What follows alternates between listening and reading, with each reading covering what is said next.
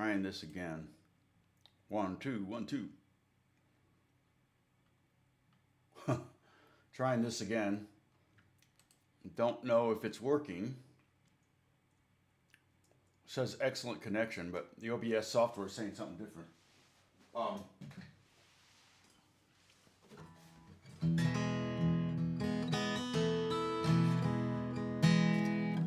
Yeah, although I don't like it, and according to someone, who was it that watched somebody? Shoot, one of you watched it later. Let's see, it was in the comments. Let me check, and said it looked fine, and something I intended to do, but I just didn't get around to it. Oh, was it Gary?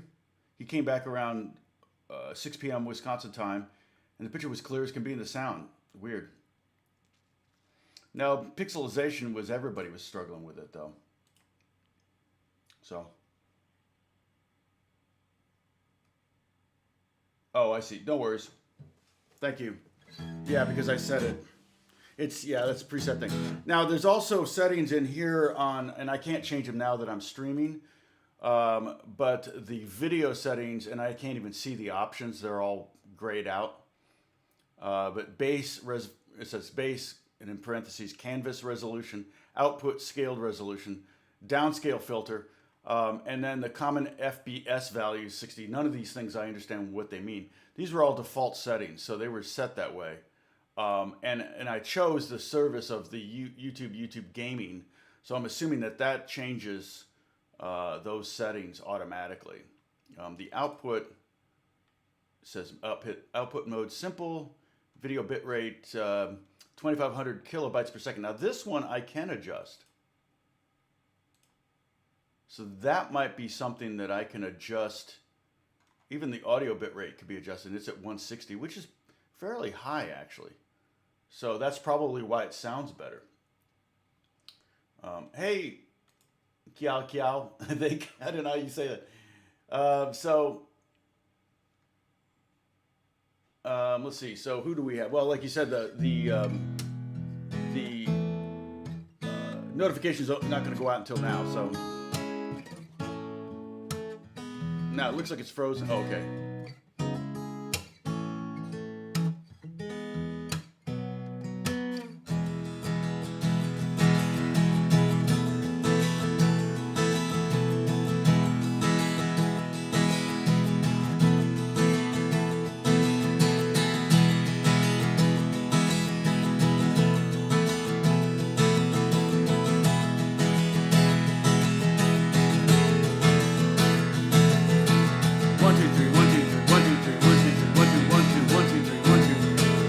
That 3 in there, it almost sounds like it's kind of, yesterday, remember we kind of played around with playing 4/6, and this is kind of like playing 6/4 in a way, which is kind of the opposite. It's kind of cool.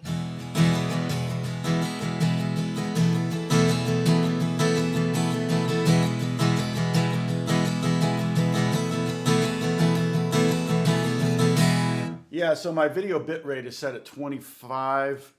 And my speed is usually, I'll check that, and that could definitely be something where I could lower the bit rate if my speed is not good. But yesterday I tested, it was 19 kilobytes per second, which is insane for uploading. And sometimes I have really good upload speeds. I've noticed, see, the download speed is actually kind of low right now. So that's not a good indicator. But I pay for business internet because I do a lot of uploading of files. Not like big video files, usually audio files. You know, my upload speed's 19, 17. It's dropping, but it's going to hold fast at about 12. So we should be good video-wise. I'm at 10, which is totally fine. 10 even. So we should be good. The only drag is that I didn't do any diagrams for today. So we don't have any diagrams. Is it really buffering? Unbelievable.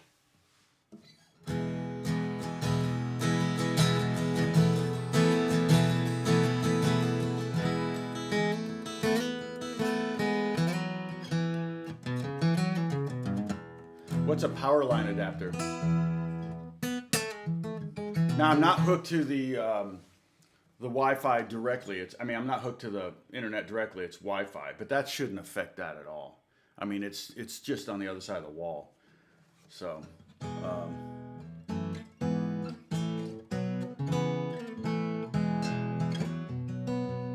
so what is power line adapter? Now I got to look that up. You're gonna watching Tom Google.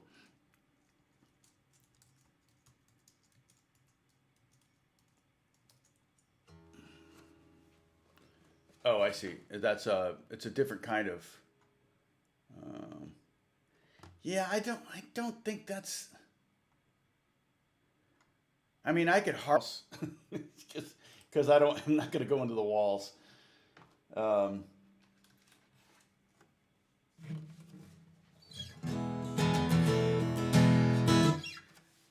Well, hey Jimmy, I've not seen you before though.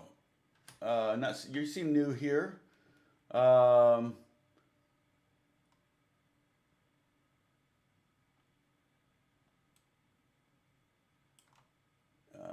upload speeds, you could increase your video bitrate theoretically. Yeah, you would think, but actually, and I mean, it's saying I'm not even sure what any of this means down here. Now the frames per second is 60. Do I need to have it set at 60? That seems kind of high. Can I change it? Because that was one of the settings I could actually change. See, output. Oh, was that one of the ones? Oh, the video bitrate I could change. General video. No, the frame rate, it won't let me change right now.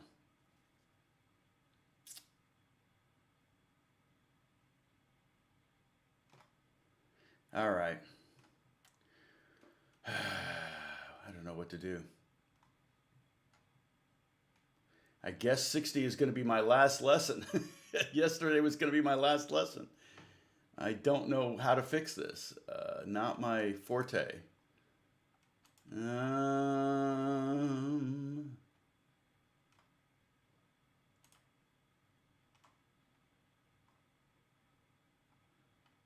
Yeah, let's see. I mean, if I change the video bit rate down to like 1700 maybe, hit OK. Does that affect anything? It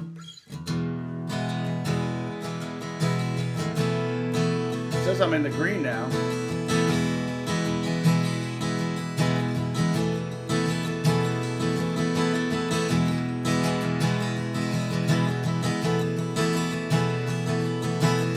So I changed the bit rate from 2500 to 1700, and now the little square box in the bottom of the OBS software is green. So let me know what it looks like on your end.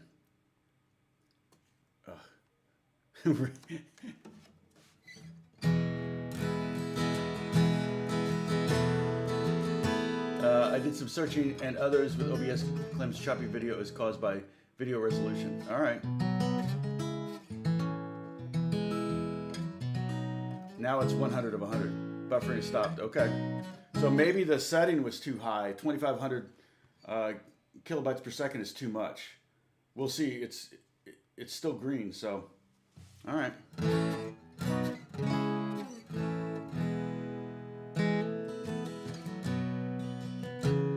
Kathy says, so back when I worked for WW, which was just last week, sorry, Kathy, if the coach had a connection issue, that's when I'd step it and distract the members.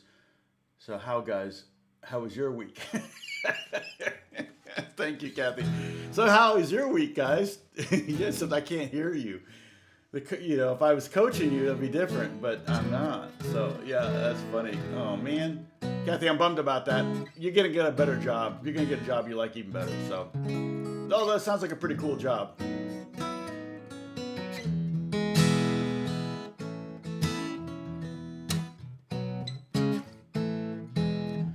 Yeah, true that. Yeah, so buffering. It's just we're using the term buffering in a larger sense, but It seems to be green now, and so I'm going to try to remember to lower that rate. Maybe a little blurry. Yeah, yeah. Well, let me. Okay, I'm not gonna. I'm at 1700. Let me go to 1800. Okay, let's see the output. Yeah, let me go to 1800 and see. And hopefully, if it starts to go in the yellow down here, then I'll change it back. But a bit blurry isn't too bad. I'm not putting any diagrams up right now, although I could put this one up because here, this one. Oh, there it is. There's the pattern we're working on. Hilarious. I had it. Okay. So I can move these down here like this. Now, are those patterns really blurry or are they okay?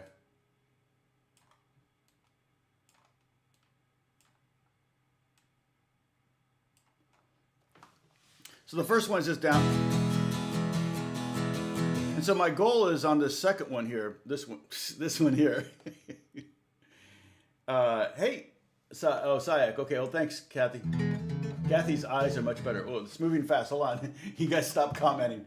Sayak, I'm not even going to try to pronounce. I just saw one of your videos and came to your channel. Can you tell me if it's... yeah, you can strum with your fingers, like finger picking, but sometimes, yeah, of course, you can strum with your fingers. Flamenco players strum with their fingers. I could do this pattern. How I would do this pattern with my fingers is I would probably do flamenco style, where I'd use downstrokes would be fingers and upstrokes would be thumb. And the nice thing about your fingers is you can kind of give it a little kick, or you can just drag them across the strings. And when you give it a kick, you get an accent. So let me see if I can do. I'm gonna see if I can do that pattern. Let's see.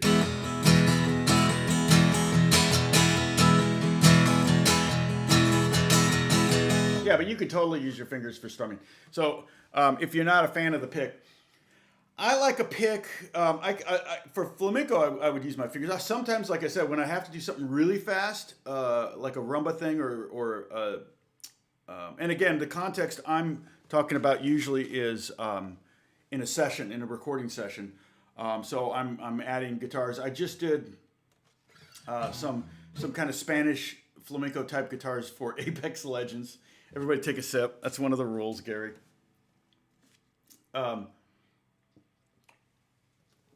So if but I had to use a pick because it was really, I wanted to go really fast. And so I just don't have that speed yet with my fingers. I'm trying to get there, but I just don't have it yet. But the thing I like about picks is that you can change picks and picks give you different sounds. So your fingers are going to sound the same every day, but I have 1,000 different picks, everything from felt picks to, a felt pick to a jellyfish pick, which I wish I had more of these. This one got wet and got rusty, but it's a weird sound. But, anyway, I love that aspect of the guitar. But you don't have to use a pick.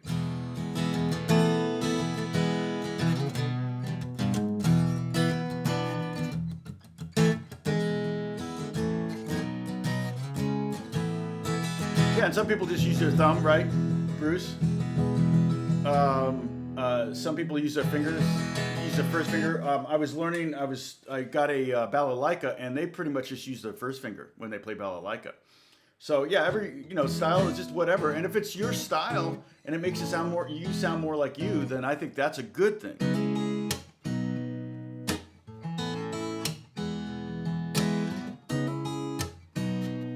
And the nice thing about using your fingers to strum, you always have your hand ready. You can go back and forth real easy, but I actually can pretty much do the same thing too. It's like.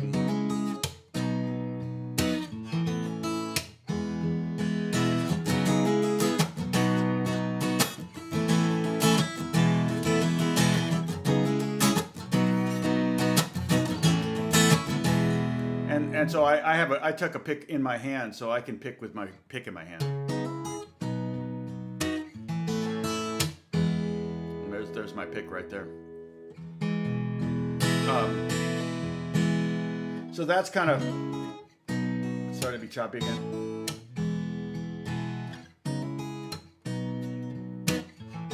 Yep, I'm seeing it go down to the red. So weird. Hey Chris, good to see you guys. See you too.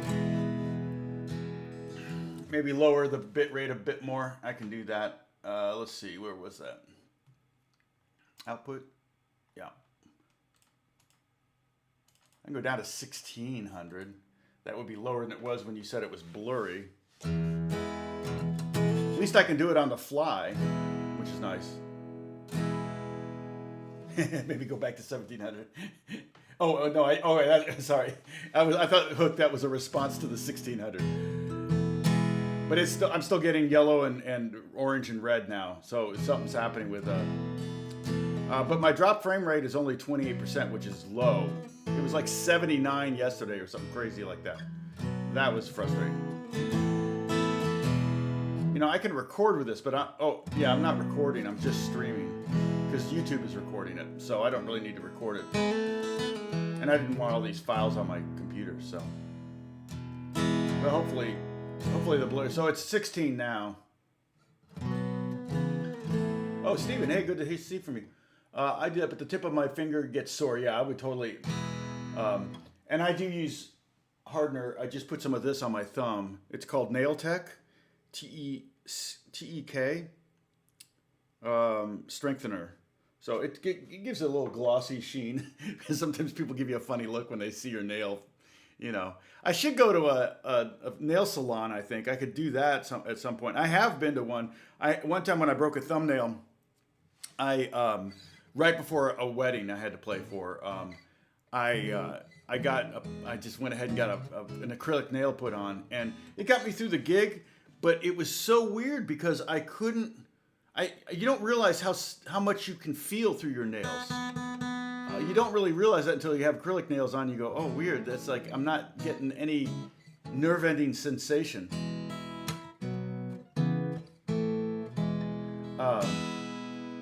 So as soon as I was done with the gig, I took the nail off. I just hated it, so I've really tried. Although I don't do weddings anymore, so that's not really a problem. But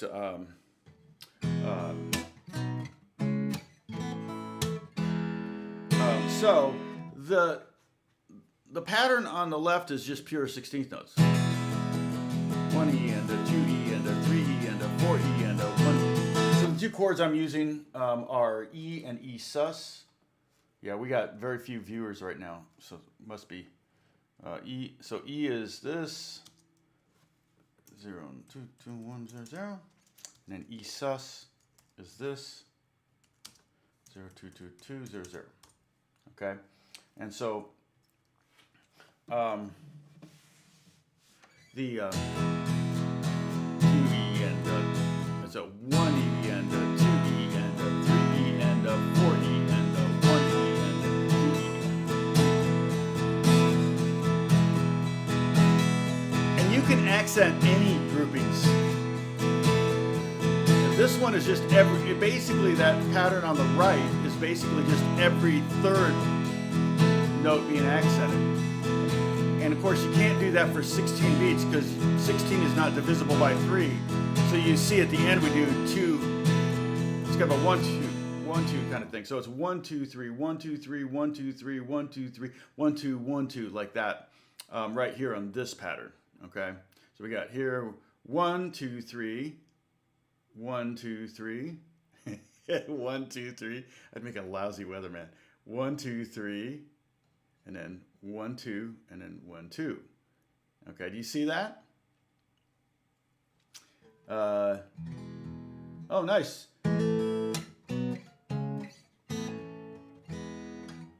Oh, good job, Chris. Get recording, man.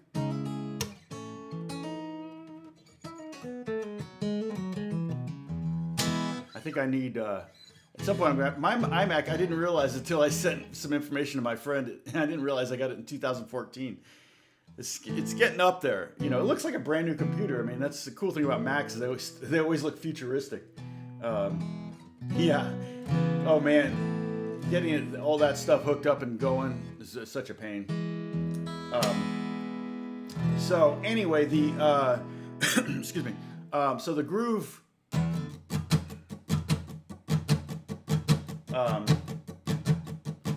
So the grooves 2E and a 3E and a 4E and a 1E and a 2. So if we can, try to accent 1. 1, 1, 2, 3, 4, 1. Now the next accent is the of 1. So it'll be here. 1E and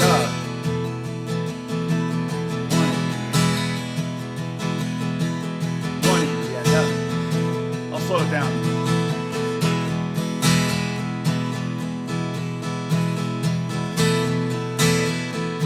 So you're accenting on an upstroke, and you'll notice that the accents are alternating between a downstroke and an upstroke, a downstroke, an upstroke, and then 2 downstrokes. And so that's what gives it. It's kind of like a 6/8 feel over the 4.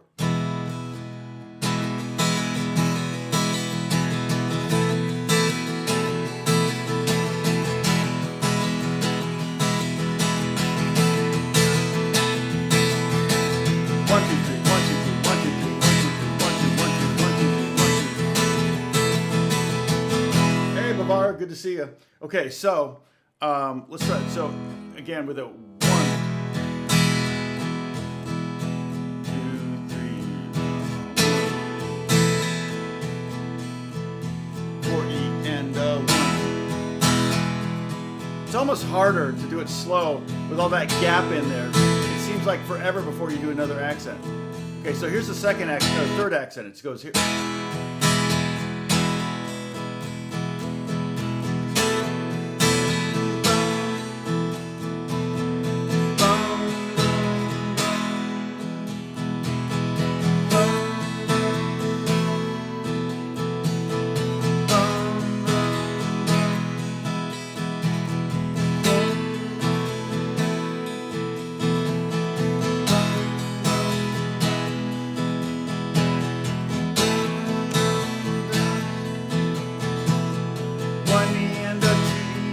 So that the third accent's on the and of 2. And then so you can see that the accents are occurring on different parts of the beat for the first 4 of them. Okay, the first one's happening on the downbeat. The second one's happening on the of the beat. The third one's happening on the and of a beat, in this case beat 2. And the fourth one is happening on the E of the beat. So you see that? So we have 1, and an E. So it's almost like it's going backwards through the beat. And it's because we're coming up short. We're doing an accent every 3 beats in a 4-beat pattern. So it's definitely gonna, the drag is we can't really cycle it around. Now, we don't have to do the last 2 accents. You could just do accent on 4. And that would be, like I said before, it would be a little bit more space.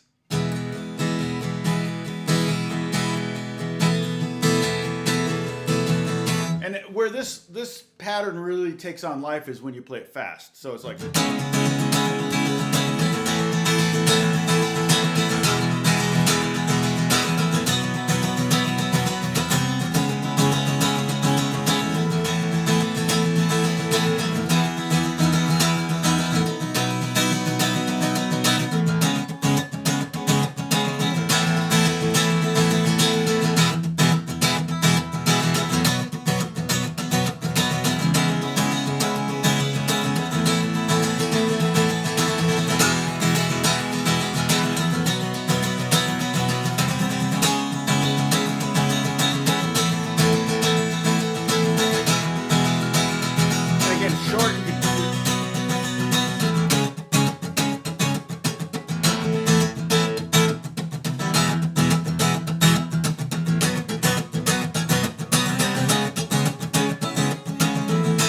And the tempo is really only here.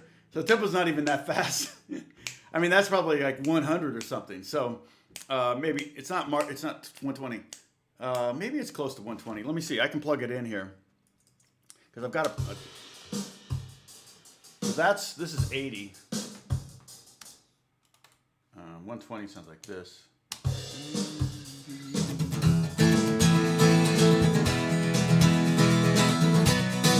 Yeah, that's a little fast. So I was probably about 110.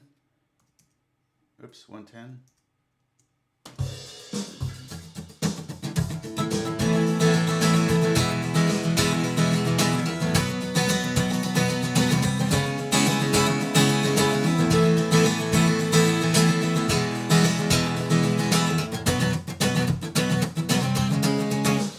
Yeah, and you could do accents anywhere. The other thing you could do too that's kind of cool, I would do it in a funk setting. So like that pattern, sorry, I'm trying to get all my windows organized. Just too many windows. That pattern, I'm changing guitars so you can take a sip. Let's see. Oh, I'm gonna go with my, I'm gonna go with Squire. I was working on Apex Legends yesterday, so I had a bunch of guitars out. And you can take a sip for that as well. So you got double sips right now. So, that pattern, that same pattern, where instead of hitting the strings harder for those accents, I'm, let me just pull up a clean sound, clean guitar sound here, boom. Clean. Here's basic clean. What do I want?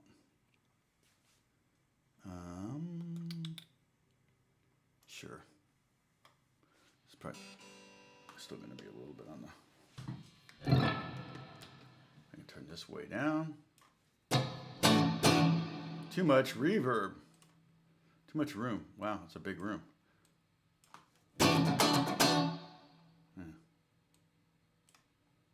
Something's not right. I think the compressor's not right.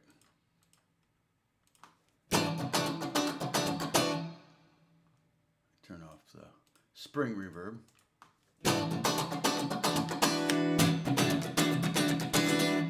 So that would be that same pattern done in a funky way.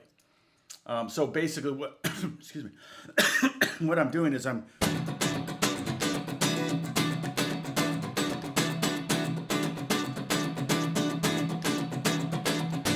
catch up on the sips here. Hold on.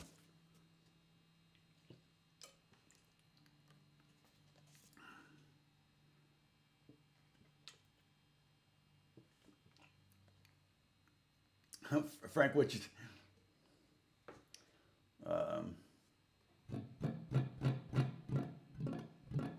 Frank, sorry.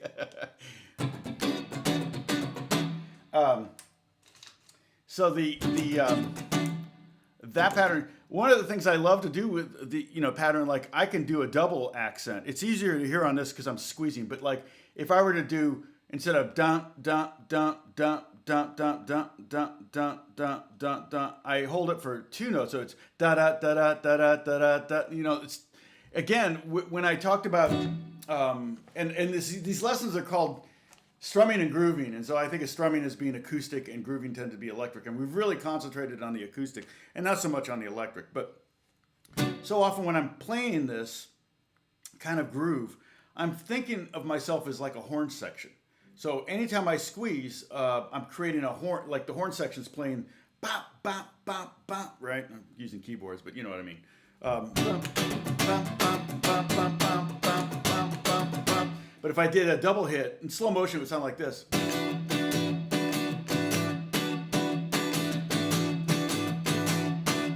And that would be like da-da-da-da-da-da-da-da-da-da-da-da-da-da. I think of like Ocean's 11, I think of Earth, Wind, and Fire, early Commodore stuff. But fast it sounds like...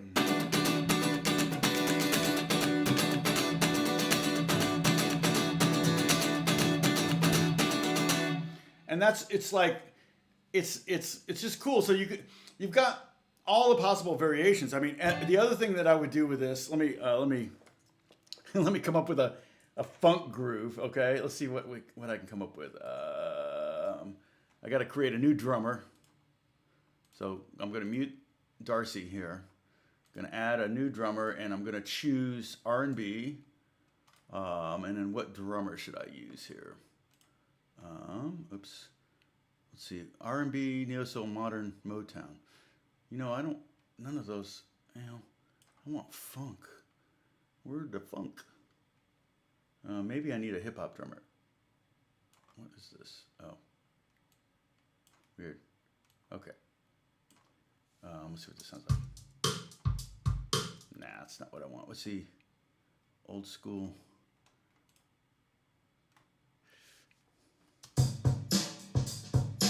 That's pretty good. What's the tempo? 1/8.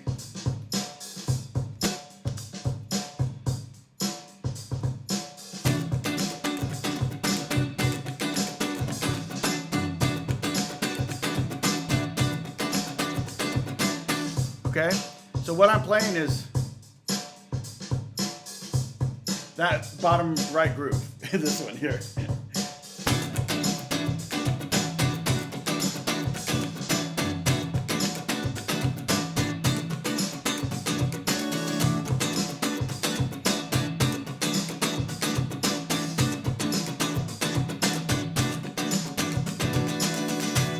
Okay, now what I can do is I can move. I can tell the drummer to stop playing. I can move that. It's a good exercise to move that accent over 1/16th note. Okay, so instead of accenting 1, I'm accenting the E of 1. Instead of accenting the of 1, I'm going to accent 2. Instead of accenting the and of 2, I'm going to accent It's like, it's kind of a, once you have the pattern down, and then, so what I would do is I would have guitar players, if I had two guitar players, I'd have one play one and the other play the other, and you'd get this da da da da da da da da da da da da da da da da. It's kind of a cool thing. I've even overdubbed that, so one guitar on one side was doing one and one guitar was doing the other side, just for fun. It's kind of a cool vibe. Yeah, add the pinky. Yeah.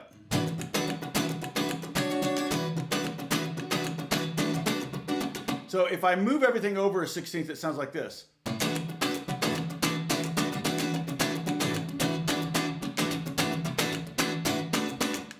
Okay, so I'm going to go back and forth between those two with the drums. Here's the first one. Move it over.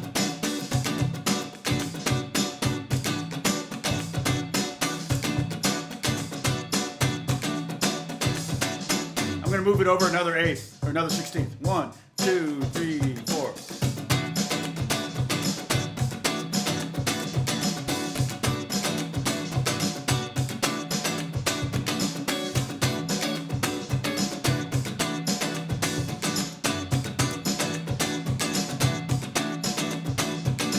Now another trick you can do, so I just moved the accent over all of them over together, 1/16th. So the first one was this, then I went,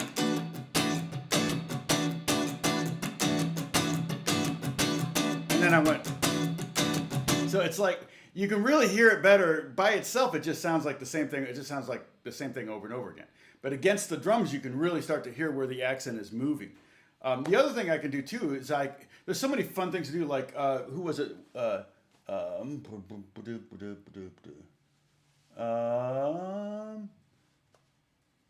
the end, it was not 30 seconds. It was triplet 16ths. You're talking about like if I.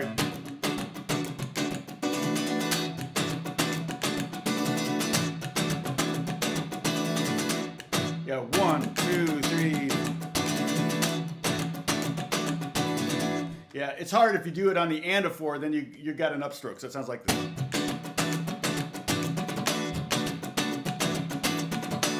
It's an upstroke on the downbeat, which says you got to turn yourself around. Because if you do a triplet on the last 2 16th notes, you end up with 17 strums in a bar. So you're going to end up with an upstroke. So if I start the triplet on beat 4, then I'm substituting 6 notes for 4, and I'm still going to end up with 18 strums, so I end up with an even number. Leo, I think it's the accent goes backwards. It's right. You mentioned, I think, Leo, was it you that mentioned the pinky thing?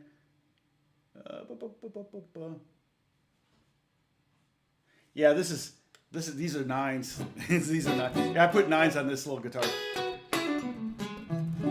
But the pinky, so I can go I don't have to hit the strings. Okay, so I can hold the chord down and let it ring out. So it would sound like this.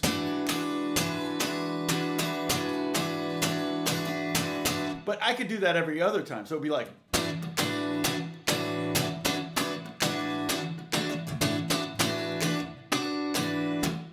It's like you can get all sorts of variations. I could double hit each one of these. So that would sound like this. And that's kind of that trumpet or that horn section thing I was telling you about. So with the drums that.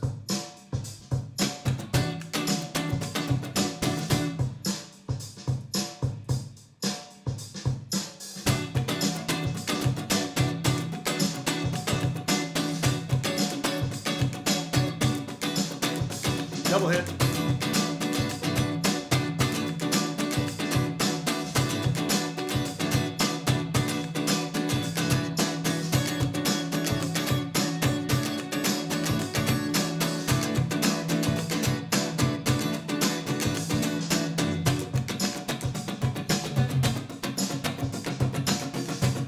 It's about to get real.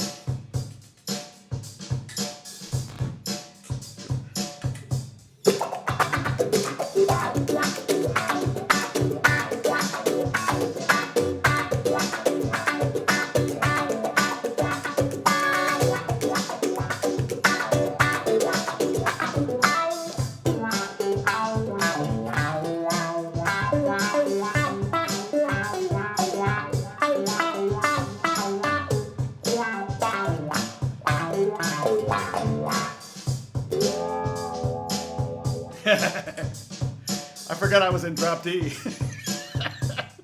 Everybody take a sip. Where's Gary? Oh man. Everybody has to take a sip because I didn't realize I was in drop D.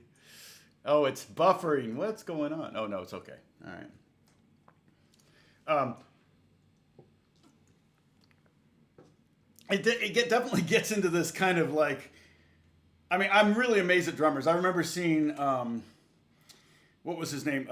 Buddy Rich on Johnny Carson, and he did something where he was like doing quarter notes, or he was doing half notes with left leg, quarter notes with his right leg, you know, eighth notes and 16th notes like that. And it's like, you know, that's just, you got all these things going on. And same thing with that wah. I'm actually doing the wah on the beat, like 1, 2, 3. Thank you, Gary.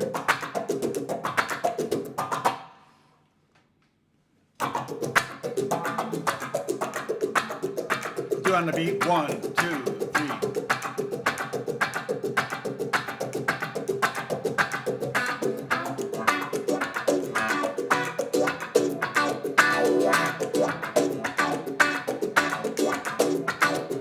So I'm doing that pattern there, right there. But I'm doing the wah hits on 1, 2, 3, and 4. Oops, 1, 2, 3, and 4. And so it means sometimes my accents are on the heel down, which is the dark sound. And sometimes my accents are on the closer to when I got my toe down, which is the bright sound.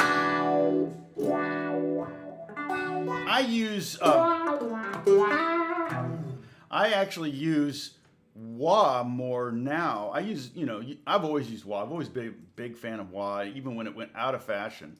I'm going to create another sound here. I use, let's see, no, audio. So I'm going to create something that's more of like a delay kind of thing, you know, like, let's see here, something like this. Okay, I got too much. There we go. So a lot of times now I'll use wah for more effecty and kind of filter sweep kind of sounds. And this isn't my favorite wah that I'm using right now. It's not my favorite wah, but like a lot of times, like I'm.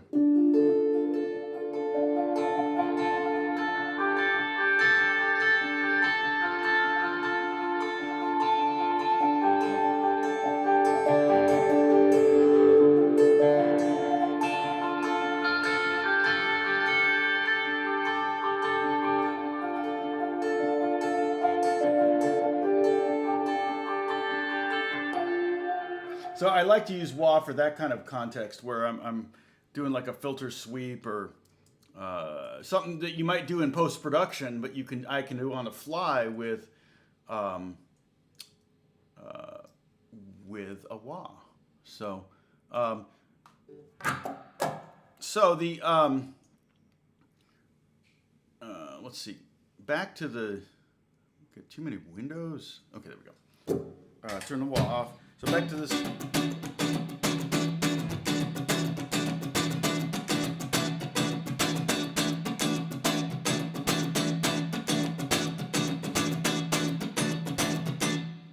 Yes. Well, I'm using some Logic effects. I'm using Valhalla. I'm using, I think the amps are Native Instruments guitar rig. So it's a miscellaneous things. But you can do amazing things just in Logic. They have a guitar amp rig that sounds pretty good. It's not as good as Amplitude or Guitar Rig, or there's others out there that are better, but sounds pretty good for me. And then let's see, the Dust My Broom. Hey, Jeremy. So the oops, let's see. Here's what I want.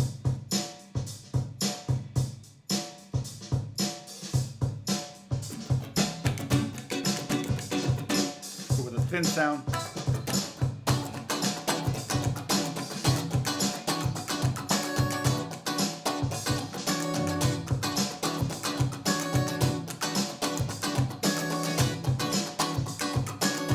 Yeah.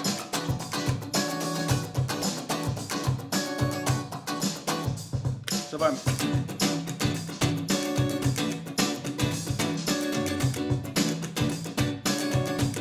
I'm moving the accent over 1/16. 1/E.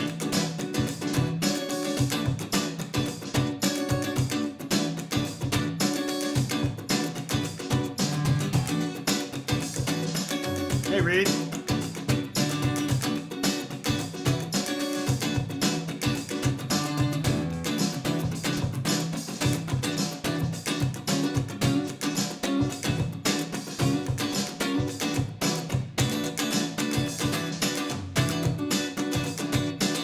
So I can do normal 16th, a double 16th, a held 16th, a double 16th, and then a 13th chord. So like two, what would that be? Shoot.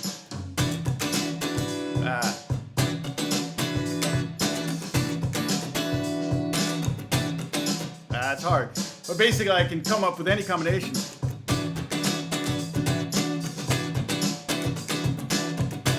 2, 4, 1.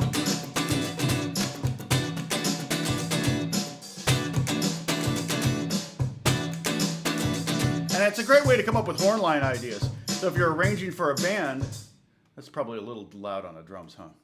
If you're arranging for a band, you can come up with horn lines just by messing around on that. But basically what I just did there was, oh, I turned down the guitar too. Okay. I went bump, bump, ba-da-da-da, da, da, da-da-da-da. So I did on this one here, on this beat here, I kept that as is. And then I did this one here, I kept it as is. And then this one here, I put two accents, an accent there and on the next note. And the same thing here, accent there and on the next note. So it was like dun, dun, da-dun, da-dun, dun, dun, da-dun, da-dun, 4.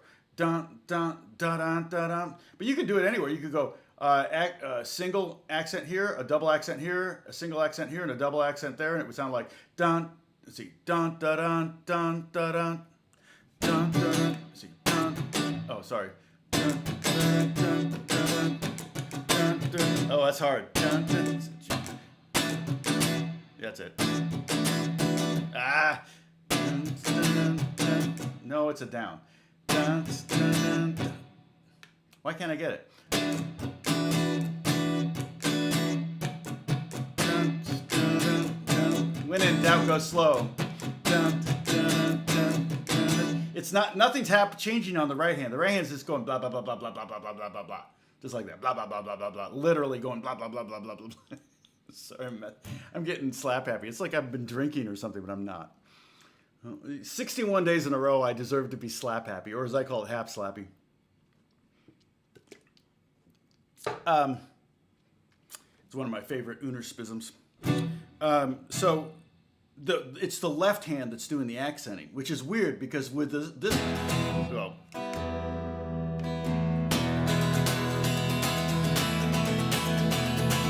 the left hand's basically doing nothing and the right hand's doing all the accenting. But in funk, the left hand is actually doing squeezing when you want a chord. Otherwise, you're just hearing this.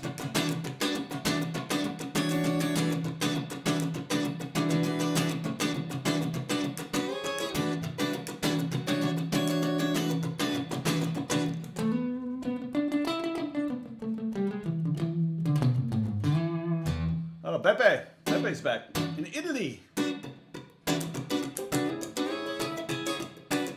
Yeah, I'm grooving today. We were doing so many acoustic grooves. I wanted to do some electric ones, but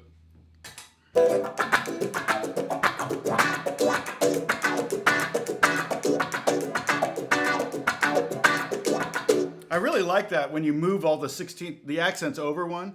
I love the way that sounds.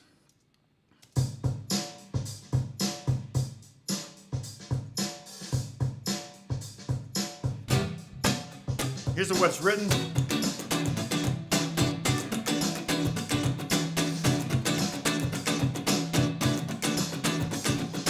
Then I move it over to 16. 1, 2, 3. It sounds like this.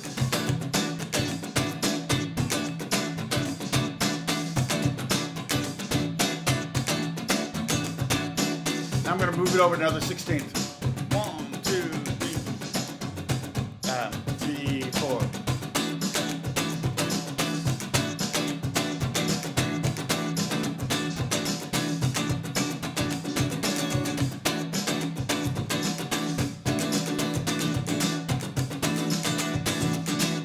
Double hits.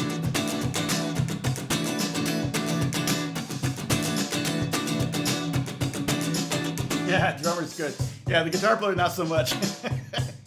Good drummer exposes a bad guitar player.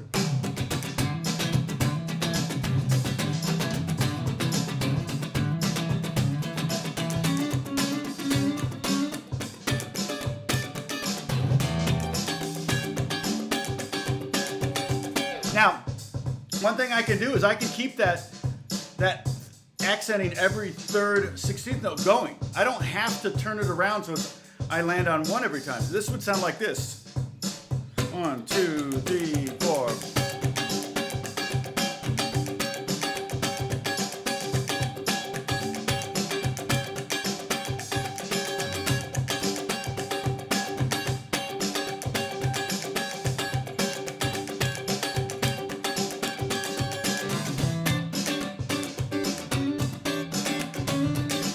Everybody dance. Yep. Woman tone.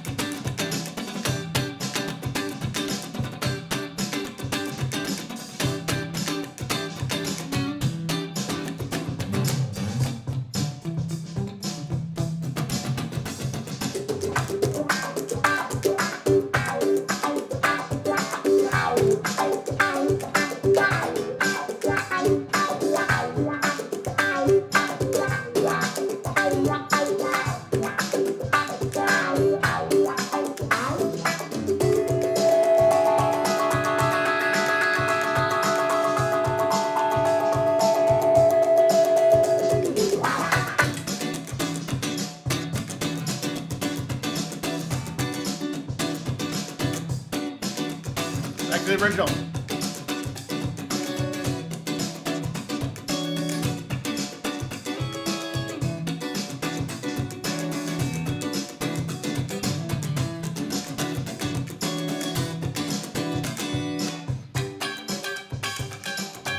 You can even put the wah-wah, just kind of rock it in a certain spot.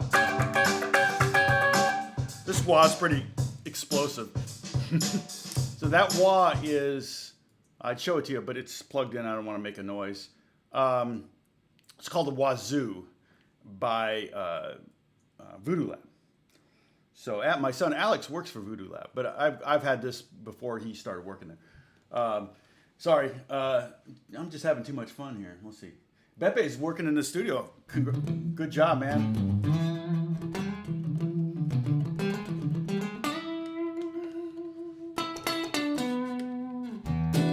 Yeah, the woman tone is often thought of as the neck pickup. It's kind of the woman tone, the warmer, kind of a warmer sound, as opposed to the kind of brittle.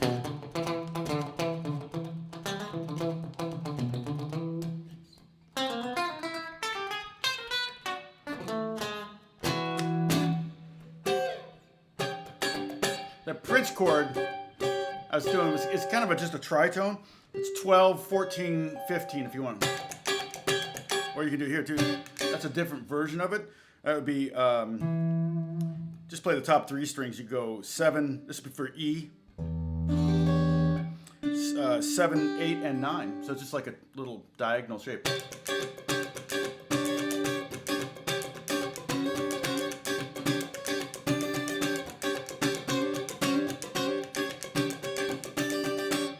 Let's see. Touching my face so everybody can take a sip. Gary, okay, now you need to take out, yep. Well, the thing is, too, I mean, I'm going fast. The tempo there is 110. So the tempo I was playing in, just so you have it here, 110 BPM.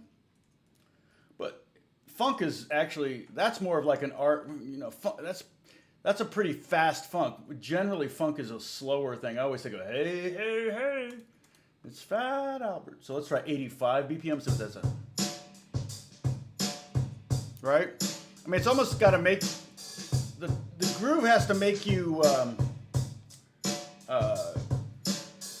it's almost got to make you make a face like something smells bad. Right? That's the face you make when you play funk. 3, so the 16th.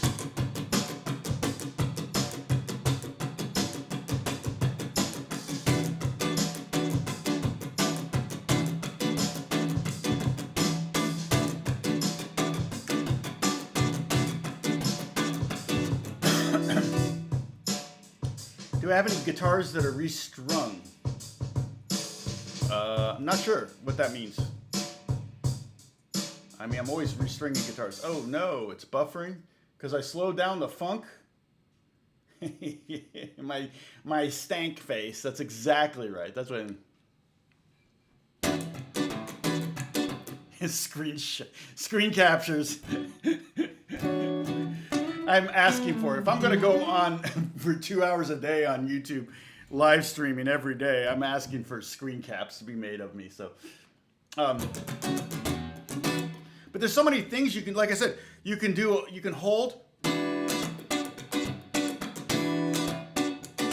right? I can do the short thing, which is what I have been doing, like this. So I'm just doing beat 1. I'm just showing you the variations I can do on beat 1. Okay, I can do a double hit. Oh, sorry, I'm good. Just on beat 1.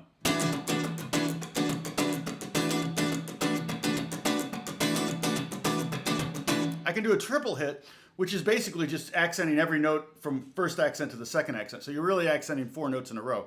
And it sounds like this.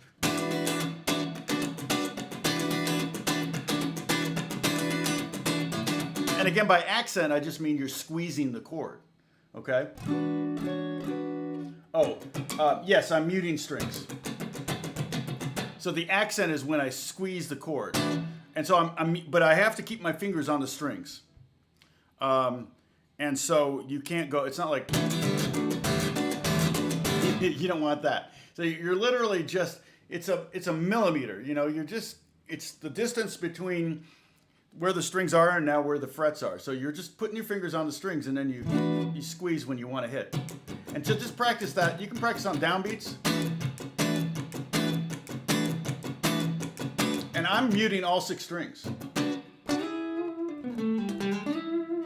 Oh, no, I don't really do that. Oh, yeah, no, I actually, I have done that. Sorry, AB. I'll show you one example of that. In fact, I can do funk on it too. Um, but it's my African telly. So I took the D string and I put a E string on it and went up and up. So take a sip because I'm changing guitars. And this is another one of my cheap Squires. I just used this on a session for an African song just the other day. So basically, if you think about it,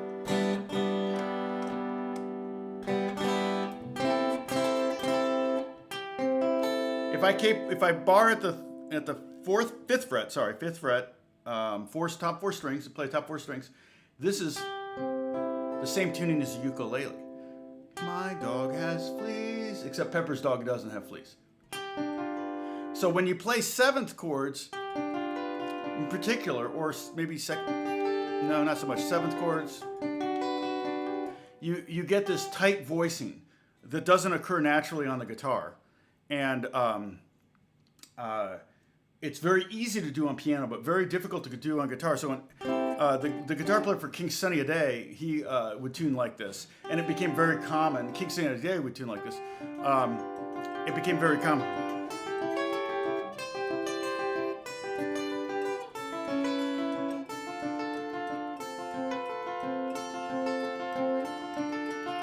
So yes, so to answer your question, Ab, I do sometimes.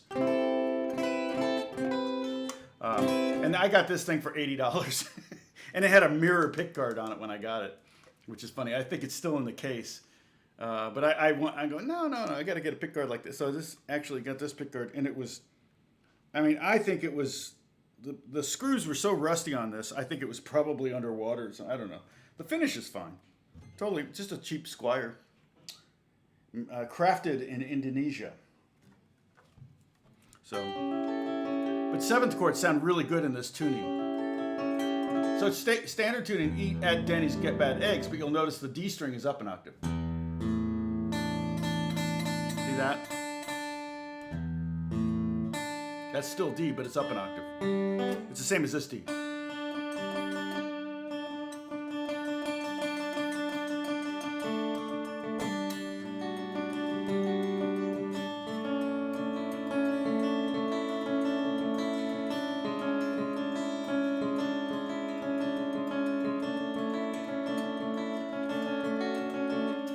Not tuned very well. Let me tune this.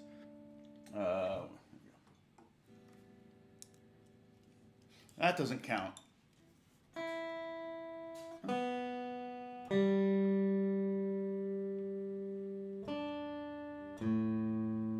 I have to set up this guitar. I think it's kind of off.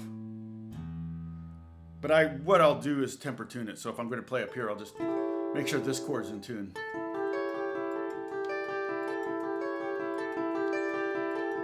But it's kind of cool. It's kind of a cool tool. I don't use it very often, but I have it when I need it. And for $80, I can leave it strung this way. I don't have to like go, oh no, and that's one restringing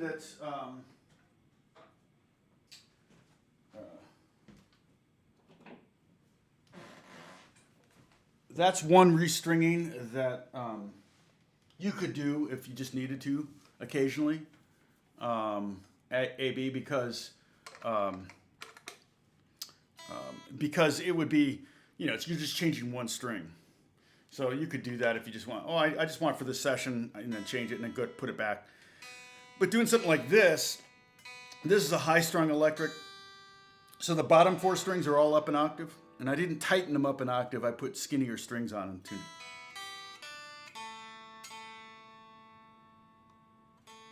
And I sometimes forget that I have this. It's cool for doubling. If I have a part on an electric, I can double it, make it sound like a 12 string. I have an acoustic high strung too, a Larrivee that I use as a high strung. So this is,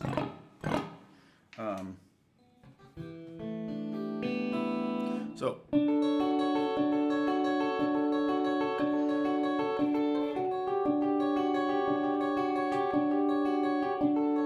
voicings you couldn't get on guitar normally. This is easy on piano, but very difficult on guitar.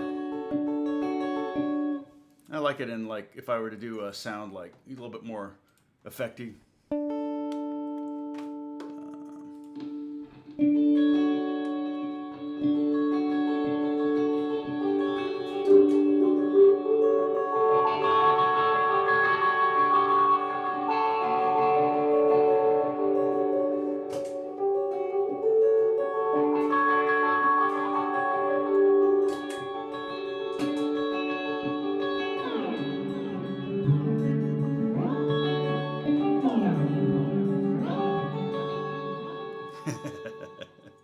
Just messing around.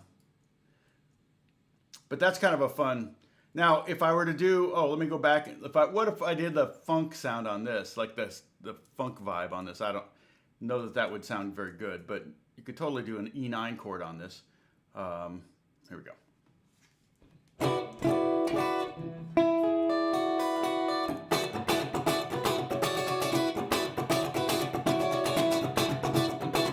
It's not what I would use this for, so.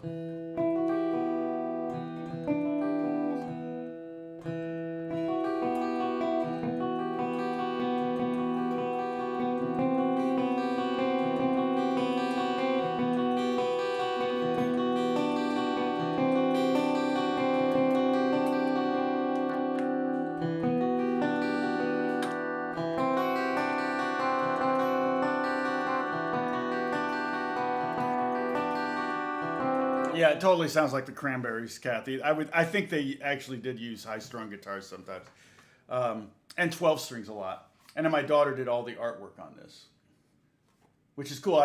This was a matte black finish. I think I paid $80 for this Epiphone, maybe $70. When Guitar Center opens back up, I'll probably come. I don't know if I've got any more tuning ideas for Squires. I have to conceptualize, but I just went and bought these metallic markers, and the cool thing is it's like we didn't have to put any kind of lacquer on top of it or anything like that. As soon as she did it, it was dry and good, you know. So my daughter's quite the artist. She's really does cool stuff. It says "I love you" on it. Isn't that cool? It looks like a Beatles record. It looks like the Revolver album a little bit. I think that's what she was going for. So that's why I hang it up here, because it's a piece of art. All right.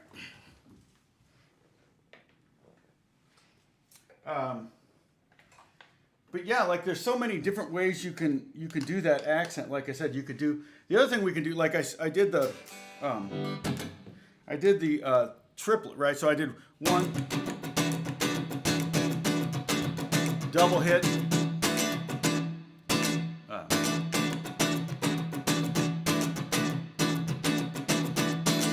If I did a triple hit, it would be like, in other words, accented all three of those. The other thing is I could hold that first one, right? So I could go. So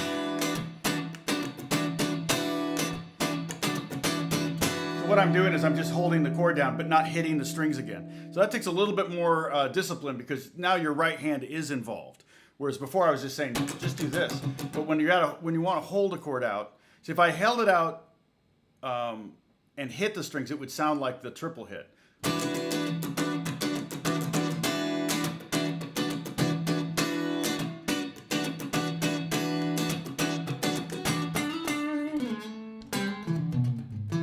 Tips for guitar players who occasionally pick up bass. Yeah, I pick up bass a lot, actually.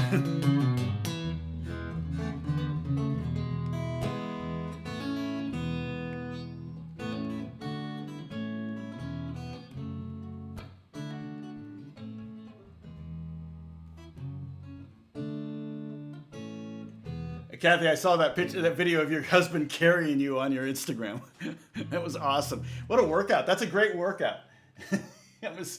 He looks like a strong guy, though, so I think he could probably.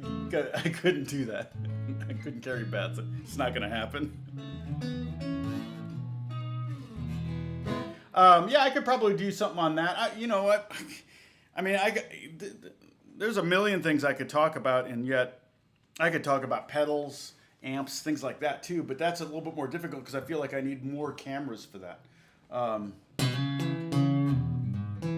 Yeah, I don't like. I mean, I only play 5-string, but I prefer playing 4-string. I have in the closet, I have a J bass, a 4-string, a Fender. I actually bought a Fender. That one's a Squire, and a composer bought that for me because he kept writing notes, and I just can't. You can't really. You can tune a bass down to maybe D, but you really can't go down to C and B. It's just not. If the string gets, you got to put heavier strings on it, and it's not worth it. So he just said, "Oh, I'll buy you a 5-string if you go out and get one." So I went out and got one, and he just like Venmo'd me the money right away. So that was cool. And I didn't go crazy on it. I bought it was like $350 or something like that. I bought a Squire one, and it works fine for games. It was for video games. I need a camera minion, but 5 is tough. 5 is definitely. Well, Reed, the thing about pedals is I hardly ever use pedals. Like my guitar rig that I use at church is a Lexicon rig that I've used for 25 years now, and I've got it all programmed, and I have pedal board mode where I can turn on and off pedals, but it's all pretty much in the box. The only pedal I use a lot is the Sparkle Drive by Voodoo Lab. I kind of have that on all the time now. So I use it as kind of a slight clean boost, maybe slightly gainy, little bit of edge to it. So even my clean sounds have a little bit of edge to them. If I were doing funk, I'd turn it off because I don't want edge on the funk. But and then I also use a compressor, and I have I think it was an EBX. It's a bass compressor, but I like it. I like it on guitar because it just has something about it just kind of punchy and glassy sounding, and I like that. I like a glassy sounding compressor. I've got a ton of pedals. I got drawers of pedals. I've collected them over the years, but I will. And usually, if I go to a session and they want me to use amps and pedals and things like that, I will take a bag full of pedals, and I will only plug in and use the pedals that I'm using at that moment. Build me one, and anything I don't have, we'll just buy. But right now. Yeah. Oh, so your husband played football? Yeah, Yeah, I wish I could have played football. I don't have that physique. I tried in junior high. I wasn't used to that kind of work.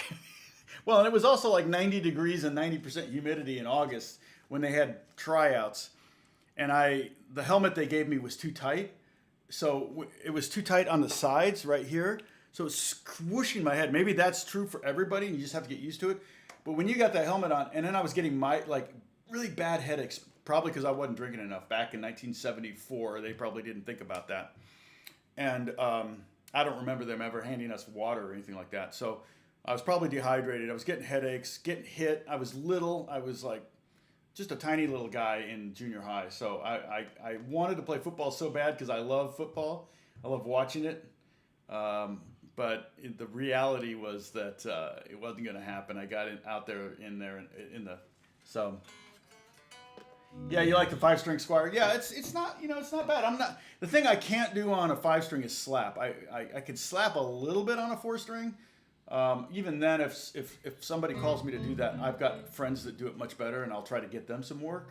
But generally, I don't.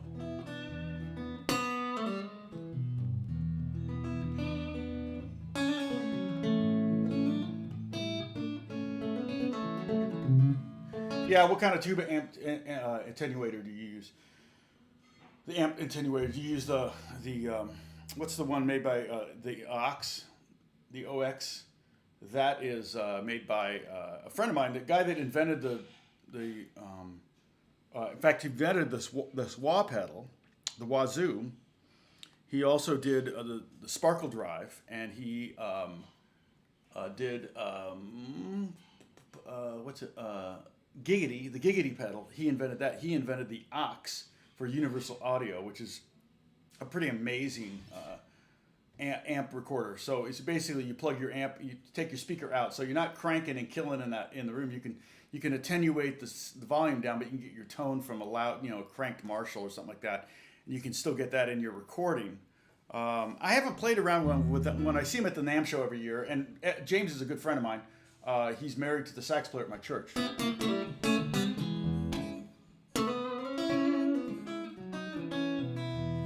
Yeah.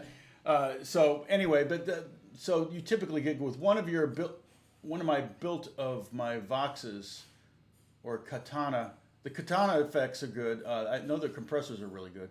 Let's see. I have a ton of pedals for going with my tube amps and amp attenuator, which I live on. Use my tube amps. Yeah, and I mean I only let's see. Do I have any solid state amps? I don't. I used to.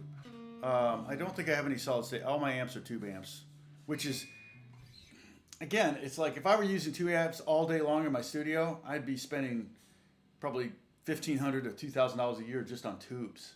I'm not interested in doing that. And then you got to bias the tubes and all that stuff. I just don't know that kind of stuff. So,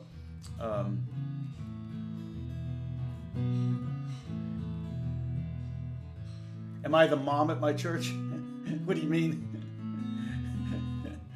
I'm not sure what that means. Mesa Boogie. Let's see. Yeah, the Mesa Boogie's good. But Alex got his band has a couple of the triple rectifiers, and then they went ahead and sold one because they didn't need two of them for the studio. So I forget what they got, but they've got a lot of amps. They've been collecting amps for years. And then Alex works with a builder named Carlin Wolf, and he's built him 2 custom amps that are just amazing sounding. Question from Jeremy. Sorry, Jeremy, I missed your question. Bassist King. Oh, are you the mom at your church? Yeah, I don't know what that question means. Oh, the minister of music. No. No. I was the worship leader sorry, touch my face, take a drink. For about 2.5 years when the worship leader at our church got throat cancer of all things. So I took over for him and did that. And that was pretty nerve-wracking to lead worship for 10,000 people every weekend. It was 5 services. It was crazy. It wore me out because now the worship leaders, it's like they do one. We've got so many worship leaders now, they're in rotation. They do like one a month or maybe 2 times a month. And I was doing it and now we only do 3 services because we built a new building. So back then when we were doing 5, it was like I was doing 5 services every weekend. And when I started, I was still leading worship at another church or 2. But I...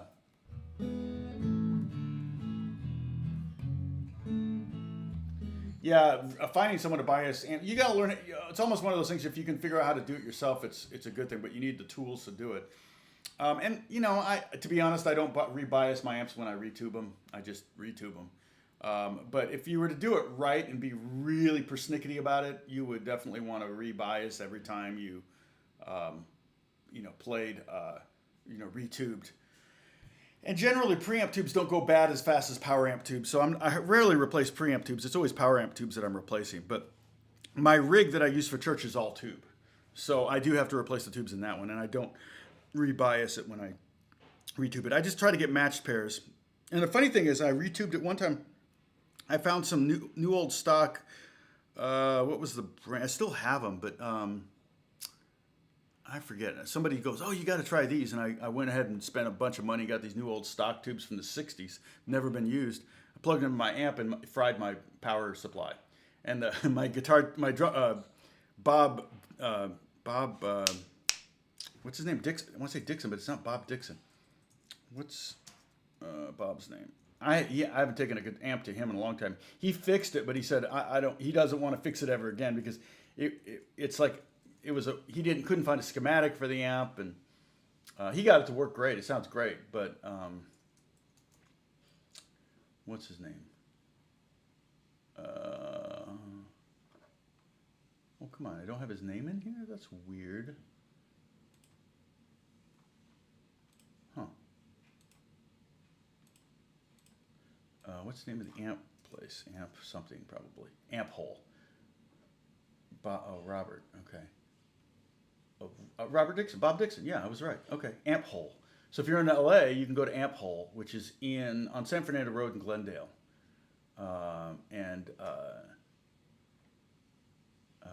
he may have your amp for a while. I mean, he works on the Eagles amps and Metallica's amps. He has all their amps there in this shop. It's crazy, and he's a one-man operation. So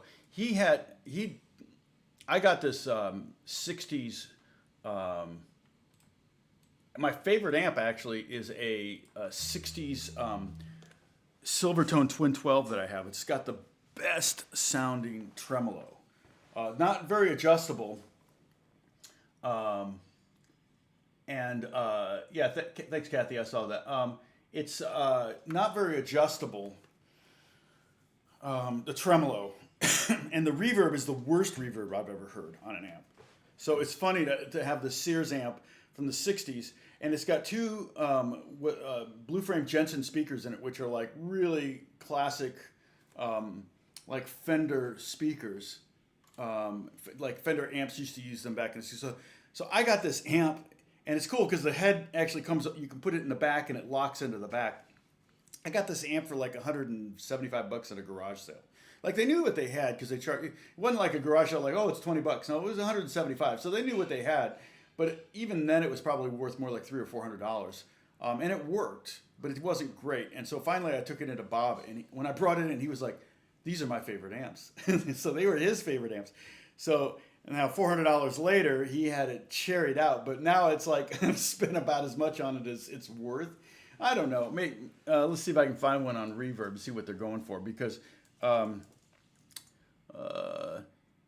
I think they're probably in the $1,000 range now because they're just so old. But when Alex had an amp designed for him, he had a cabinet designed exactly like my, let's see, Silvertone Twin 12. Yeah, Silvertone Twin 12.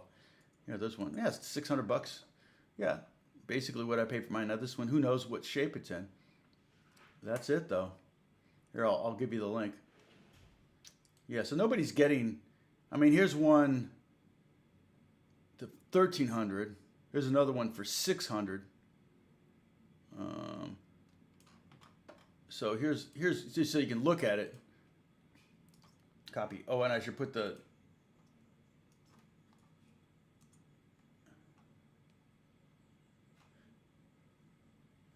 yeah, I mean, I see a lot of guys using the Kempers, and definitely, you know, I've not, you know, the idea of you know, modeling amps that I already have and putting them in another thing is interesting. I don't know. I know that I'm supposed to go to London early next year to play on a game, and they're just going to rent me whatever I want. So I'll probably have maybe 7 or 8 amps. Like I'll get a Vox AC30, I'll get a Fender Twin, a Fender Deluxe, a couple different Marshalls, and then maybe I'll have some boutique amps or something like that, so that I have everything to choose from. And then our main job is just to get sounds and crank it. And I'll be in Studio 2 at Abbey Road, which will be a lot of fun.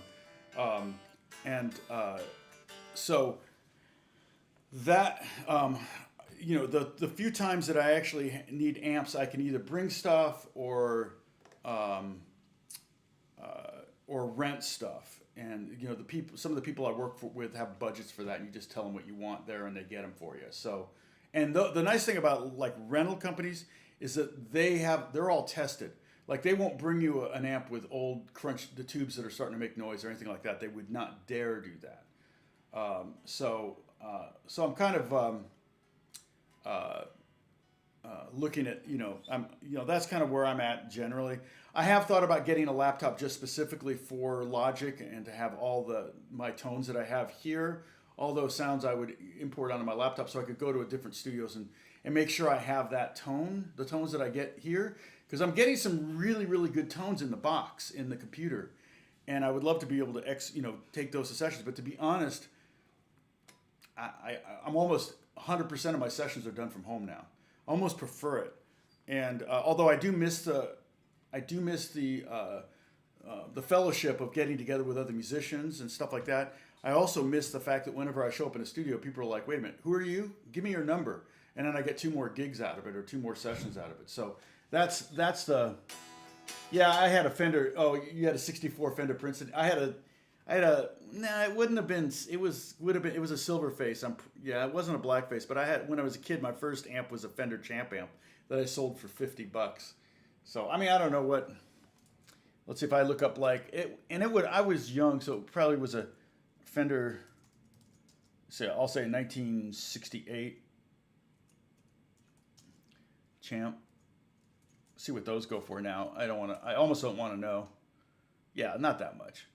And mine, I don't even think had reverb. It was just a basic volume and two tones. Yeah, it wasn't a Vibra Champ or anything like that. So, yeah, I mean, I see one for $950. That's pretty much mine right there. 70s Silverface. I don't know if it was 70. I guess it could have been a 70s. My,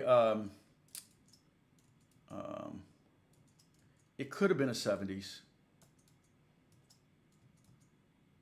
because of, I didn't start playing electric until I was 13, which would have been 74. But I know it was used. I didn't buy it new. I think I got it from somebody used, and I paid $50 for it, and that's what I sold it for. So, oh, Leo messaged me on Discord, and I maybe will sell you one of mine for a great deal if you want. So Reed's got amps he's looking to get rid of. Yeah, and you know that's a tough thing. And pedals are even worse. Pedals are so addictive. You know, buying pedals. I for a while there I was going on American what was it? American Musical Supply, and then also 123 Music. They would have these blowout specials, and I got.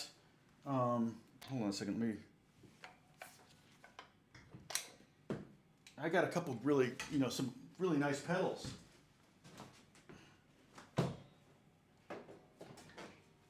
For like, oh, I don't know. I got pedals I haven't even tried out, but I got like this. I think I got this IntelliPhase for $19, brand new. They were just blowing them out. Nobody wanted this IntelliPhase, and what it is it's a phase shifter that you can have set to that will is touch sensitive. So the harder you play, the louder the phaser is, or soft, whatever. But like $19, and then I think I got this one, which is actually a pretty coveted pedal, the Akai Head Rush. I think I got it for $39. And the crazy thing about this is it has 4 outputs on it. And you can have a different output for each head. So I don't know why you would ever use that, but it was like this crazy thing. It has tap tempo, but you can have these different tape. It's a tape head, a tape echo simulator, and you can have you can export the echoes to different amps. So if you wanted to have one amp with your straight guitar sound, you would take it out here, and then if you want then the other heads to come out like other amps, you can have the echoes coming out all around you, which I guess would be cool. But I just don't know that I want to go to that much trouble. This is one that I bought that I've never actually used. It's Pigtronics envelope phaser, and a friend of mine. In fact, I never did a video on this one, but I had a video series called My Neighbor's Pedals or something like that, and he was getting rid. He had an addiction, and he was buying a bunch of pedals, and he realized he had an addiction, so he decided to sell them all. And he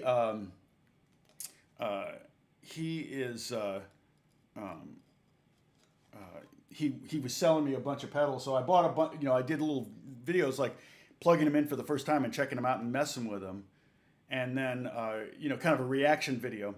And then later I bought this one, and I got the instructions. It's so complex. It's got so many switches and knobs on it. And it's not too unlike this IntelliPhase.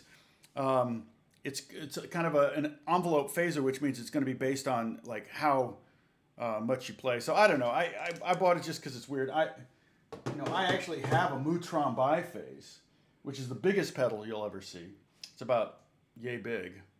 I got the Ditto, which is a looper, but I do most of my loops now in the box. I'm really bad at doing loops. I'm really bad at tapping in the tempo.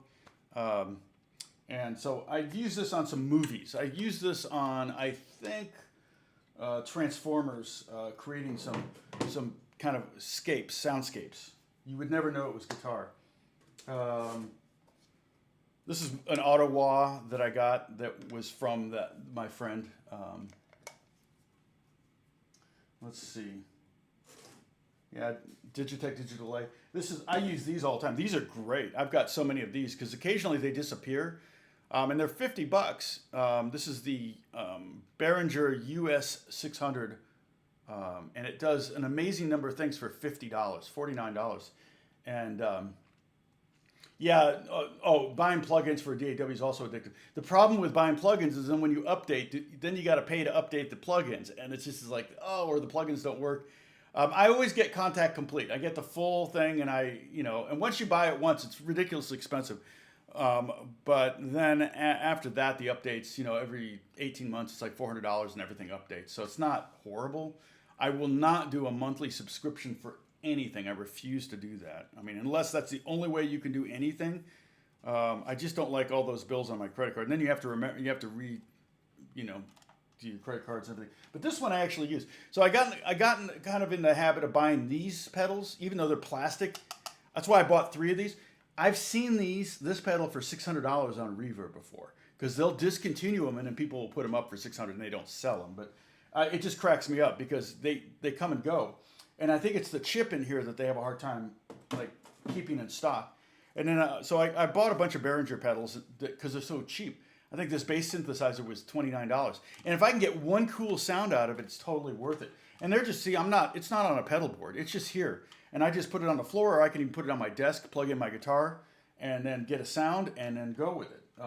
It's got to be that fast for me. I don't have a pedal board out. I do have this is a great pedal. This is an old analog delay this old lady at church invited me over to her house to see some stuff. Her son died, and she wanted to give me all his guitar stuff. I kid you not. And this was one of the pedals. And this is a really cool pedal because it's analog. It actually does the real dum dum dum dum dum dum dum dum. You can do that with this and go up faster and slower. So it's analog. It does that. I've had this Boss flanger. I think that was also one of the ones she gave me. And I had one of these as a kid. It was like one of my first pedals. An engineer friend of mine gave me this one. This is a really good tremolo, actually. It's not my favorite tremolo, but it's a good one. So these are all my Boss pedals. The Ottawa, another Ottawa. And I don't really use these very much. The great thing about the Wazoo pedal is that it has a step wah, which I can show you what that sounds like.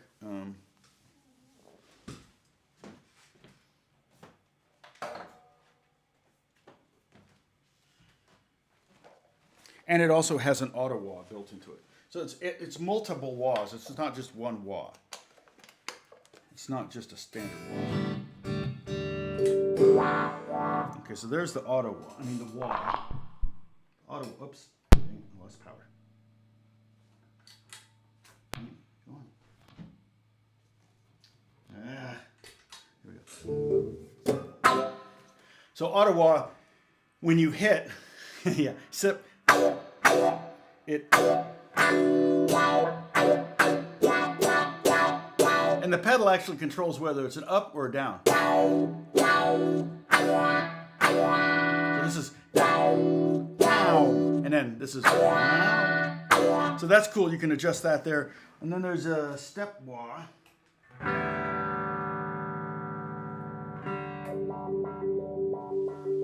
So it's kind of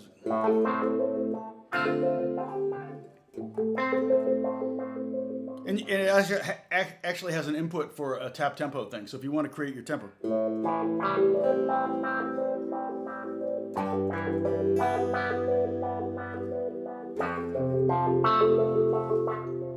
And then what's this one? I'm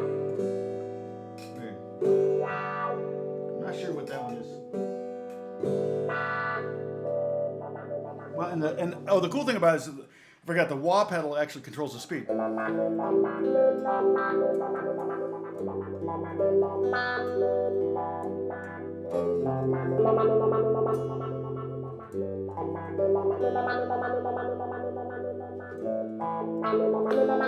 might use that actually on something. That's actually a really cool sound. It has various.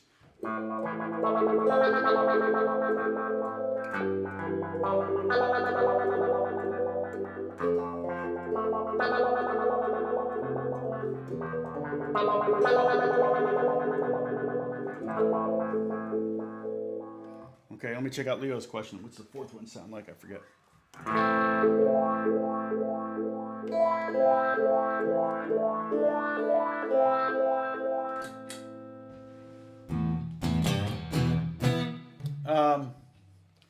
Thanks, Emmanuel. Yeah, thanks for not spamming. I appreciate it. Let's see. Do you have a Boss Distortion Metal Zone pedal? I don't know. Do I? Let's see. This is a tremolo. I like this tremolo a lot. This is a Voodoo Lab. And then I have the Voodoo Lab Micro Vibe too. These are all my. And then these were ones that I bought from my neighbor for next to nothing. This is a Ibanez tri-mode course, which actually sounds really good. And then another phaser. I don't know. I have so many phasers. I don't know what oh, this is a great pedal. I've had this one for a long time, and this was a major investment at the time. But the TC chorus pedal, this thing is just a gorgeous sounding pedal. But it kind of comes and goes out of fashion. I think right now it would be a big hit because all those sounds are back big time. Let's see, the Metal Zone pedal. I may have had one. Some of my gain pedals are elsewhere. This is a synth drive, so it's a Boss DS1 that JHS has modded out. So it does. This thing sounds crazy. It sounds like a robot on steroids. This is my first distortion pedal, the old Distortion Plus. This is a Brownie. This is kind of a low gain pedal. I don't see. Somebody gave me this one. This is pretty cool. The Ultimate Drive. Oh no, actually I bought this one. This thing was really cheap, and it's a pretty good sounding pedal. Kabuki on there. It's kind of a creepy Kabuki. I bought this pedal because everyone I loved used it, the Full Drive 2. And it's one of those things where it's just, I've never gotten a good sound out of it. I don't know why. So, yeah, I'm showing pedal. Well, yeah, because the amps are in the other room. And get to fire up those amps. I'm not showing off pedals because I'm not plugging them in. And then I have, why do I have, oh, I see. Oh, that's right. I got two of these. These are exciting. I never use these anymore. It was when people wanted direct signals, but if I'm using everything in the box, I don't see.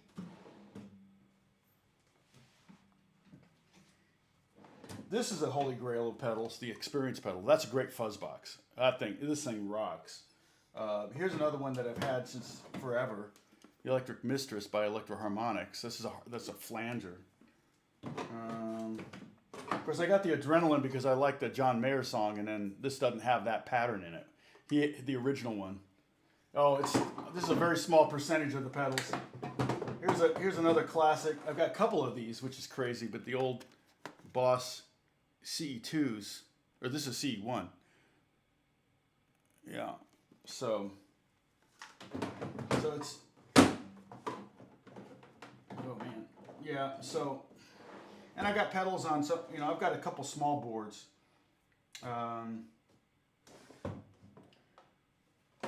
Here's a cute little tuner. Let's see, did I miss? Yeah, Dennis really wants to show off my heavy metal amps. I don't have any. Well, yeah, I don't really. My Marshall I have a '60s Marshall, just post plexi, and that thing is freaking huge, but it's insanely loud. To get the sound to get the sound that you expect from a Marshall, you have to turn it up, and oh my gosh, I can't get it past 1. It's so loud. iPad effects, interesting. Yeah, I hadn't thought about that. Yeah, Jeremy, I'm not showing. It's that's years and years of collecting crap and tom pedal Strahle. I have a friend that has 560 pedals, I think. He's got them all displayed too. He's got this in his studio. He's got this giant wall of shelves that are angled and have lips on them, and all the pedals are sitting there, and they're all organized by all the distortion pedals on this wall, and all the high gain pedals are on this wall, and the low gain. It's insanity, and he's got drawers of them too. So it's just like. Oh, bye, Kathy. Take care of yourself. I'm glad you're better. Oh, my gosh. Yeah, that's not going to happen, Christopher. My amps are like literally 200 feet from me right now. So the chance of me actually running cables through the ceilings or whatever I have to do that. not. No one's asking me for real amp sounds. If we do, I can do that. I can bring one in here. I've got my 2-rock in here right now. You can't see it, but it's right there. And it's a 35 water, and that thing's freaking insanely loud. I mean, it would just everything in here would rattle. It would. I just don't have a room that's designed for recording amps. I need to get one of those boxes, but where do you put that? Those things are giant. And then here's the problem with recording amps and miking amps and all that, is that you have more points of, a chain is only strong as its weakest link. So when you're miking an amp, you've got so many points of issue from your choice of microphone. And like you could use the classic setup, the Nashville setup, where you've got a 57 and a Royer 121 or something right next, and you get those. But if you put them in the wrong, like if you get them off a little bit, then you're going to have phasing issues, and you might not notice it. And so then you got to fix that, and so you got two. So then you got two mics, and then you also have the room, and then you also have the tone. If the tone isn't happening, it doesn't matter how good your capture system is. So then you got to find the tone. Well, let's say you got a tone dialed up for one song, but then you want to do a solo, and now it's like this amp, you can't get the good solo tone out of this amp, so now you got to pull out a different amp, and now you got to remic, and now you're also limited on, the room is going to control a lot of the sound, and then your cables, your preamps, the engineer, the ceiling, the walls, the floors, there's just too many factors. I can dial up a good sound. Not only can I dial up a good sound in my rig, if it sounds good in my DAW, then every time I open that, I can save that, and every time I open it up, I know it's going to sound exactly the same. But if I had to go in and remic amps, I'm not doing those kind of records. So, okay, manual. Where was it? Yes, that's a Gibson SG. It's a 70s. That was a kind of a mutt guitar. I bought that a couple of years ago at a store in Prescott, Arizona. And it was... take care, Peter. Good to see you. So I bought that SG. And I love it. I've never had an SG before, and I really like it. It's not original pickups. There's nothing about it that's original. The tuners maybe, but I don't know if you can see it had hole. I can get it down.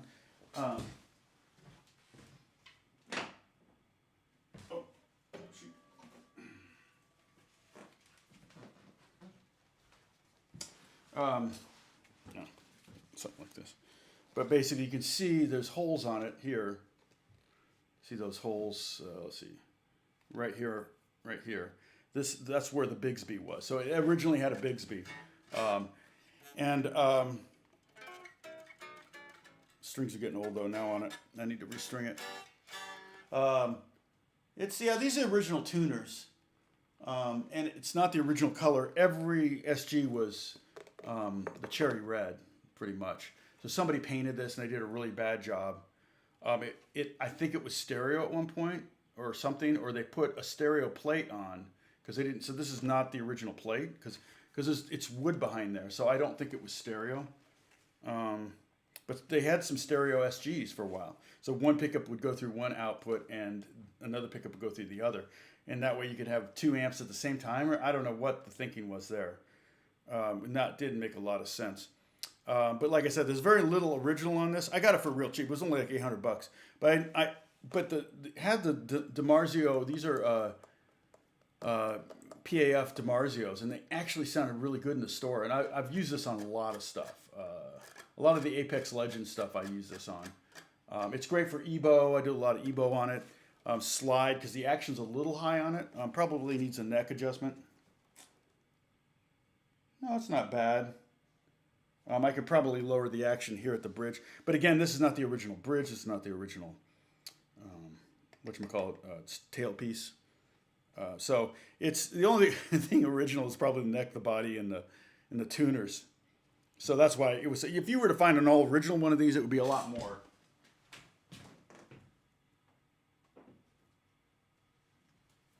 But I like, I don't get new stuff very often. And so um, let's see. Oh, I don't understand, Beppe. Beppe, what are you saying?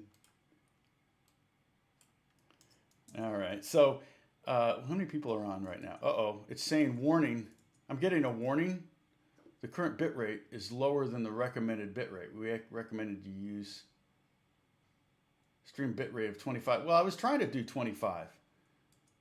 So it's blurry because I'm using, but if I go back to 25, it'll be like, what's going on?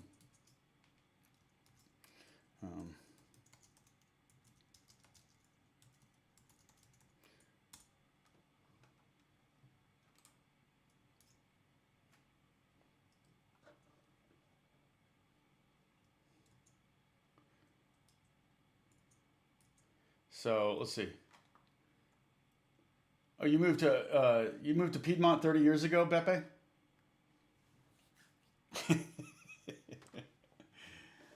Let's see. Yeah, the thing about the SG, there's a couple things. Yeah, Les Pauls are heavier. My Les Paul is definitely heavier than my SG. And the only thing about SGs is that they're a little neck heavy, so which is a little weird live, as opposed to Les Paul. But the ability to get all the way up to do we have 24 frets? 15, 17, 19. No, you have 22 frets, but your access to all 22 frets is really good. Okay, I will, Bob. Thank you. In fact, I got to put the Discord. No, let me do this. Go back. Boom, boom, boom, boom, boom, boom, boom. All right, Bob, where'd you put it? Oh, general chat. How to fix lagging OBS. Okay. I will check that out. Gary, I see that. my stank face. Okay, Gary's still here. Okay. All right, so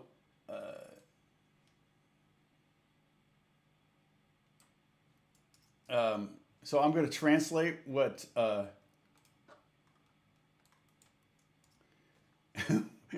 have a dear friend, Parma. We did Naha together in the marina. Now he is in Tenerife. Oh, Tenerife Sea. I did a song, a great man. He taught me to play guitar. That's I'm translating Beppe because Beppe's talking in code. It's not fair.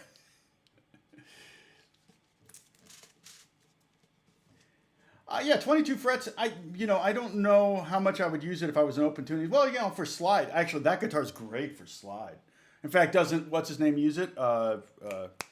Who's the best slide player right now? I was having audio issues like glitchy audio while streaming with OBS. Yeah, we were not having that problems, David. We were having the issues with the bitrate. So I can go. It's telling me. See that it's saying I'm getting the red light warning here, but the drop frames is all the way down to 14%, which is really low. It was like 80% the other day, which is crazy. So I've been going for an hour and 2 hours now. So I should probably log off. Yeah, I could. The amp thing, see, I'm not the guy you want talking about amps because I'm not an amp aficionado. I hardly ever fire up my amps. There's the thought that someday, see, back in the day when I first moved here, guys would show up with, a dozen amp heads, or even in the 80s, 90s and stuff. But there was something called cartage, and you would store all your gear in this warehouse. And then the cartage company that owned the warehouse would take your gear, whatever you asked them to bring, and they would bring it to the session, set it up for you, and then,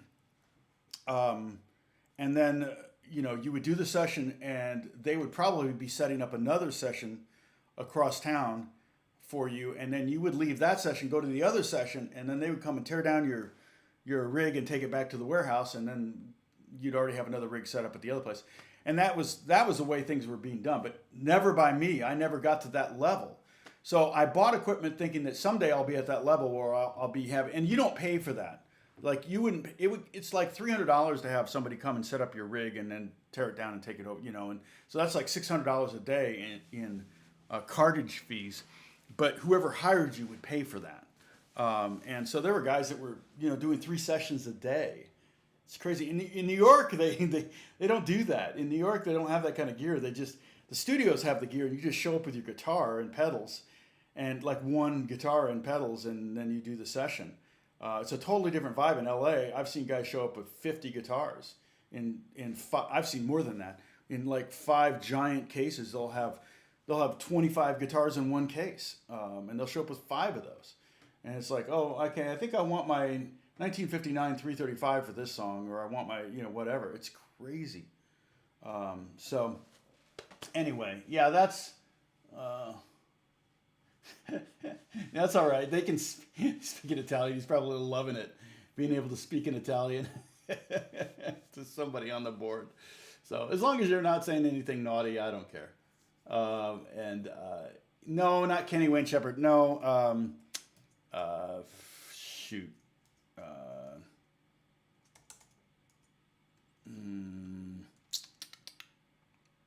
I think he often plays an open D.